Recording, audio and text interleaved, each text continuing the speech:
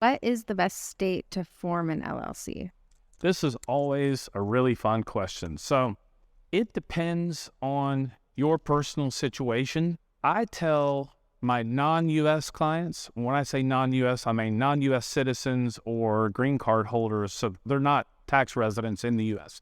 For the most part, for my non-U.S. clients, Wyoming is generally the best option. Now, there are some exceptions to that rule. For example, I have some European clients that are raising money for some big projects and they have investors giving them money. Oftentimes, if you are going to have investors, they're going to demand your company be registered in Delaware because Delaware has a different court system for business disputes called their Chancery Court system. And investors really like Delaware because that court system makes dealing with disputes really fast, and Delaware is a pro-business friendly state.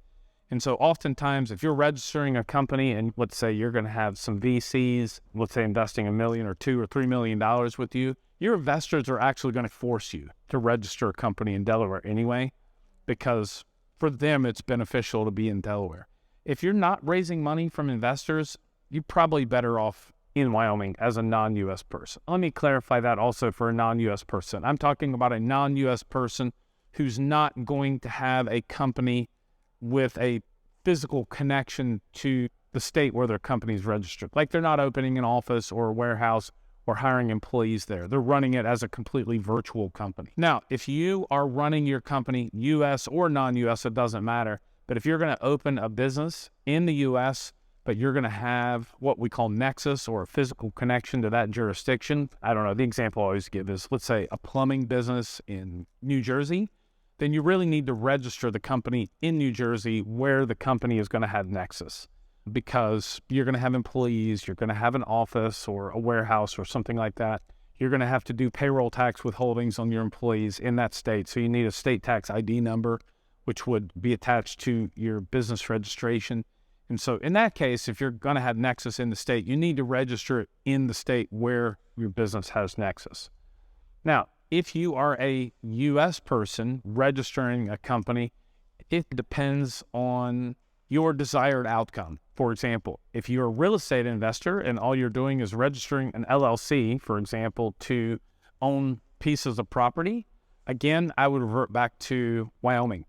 For example, you're a real estate investor in Atlanta, Georgia, and you're buying investment properties in Georgia, I would register them to a Wyoming LLC, even though you live in Georgia. You can do that. There's no problem with that. The problem would be is if that LLC then had employees in the state of Georgia, and then it would need to be registered in Georgia. So generally, especially for my tax consultation clients or my asset protection consultation clients, I would tell them, keep the ownership of the asset separate from the operational side of the business.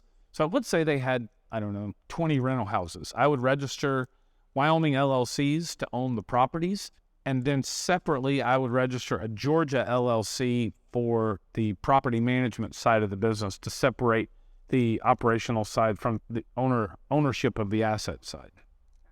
So if you are actively doing business connected to that state, like with an office or employees, you really need to be registered in the state where you have that physical connection. Otherwise, if you're an American, completely virtual business and no employees, maybe you have some 1099 contractors, but no employees, almost exclusively, I would do it in Wyoming.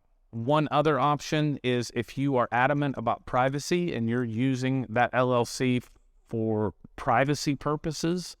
This is not necessarily for operational business, but this is maybe, you don't want to have your vehicles in your own name kind of thing, or you don't want to have your name in public record for anything. In that case, I would probably use a New Mexico LLC for that purpose. In the state of New Mexico, we can register an LLC and your name is nowhere attached to it, and there's not even an annual report filing. You don't even have to pay an annual report fee every year. There's no filing of anything back to the Secretary of State.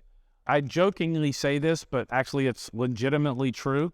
If you wanted to register an LLC in New Mexico, We could literally meet in a gas station and you could pay me with cash in a brown paper bag and tell me your name was Minnie Mouse and it would be fine. I would not literally need to know who you are. It's a little bit ironic, actually, because a lot of people think I'm going to register an offshore company for privacy, and there's a whole lot more restrictions on registering an offshore company and a whole lot more due diligence required for registering a company.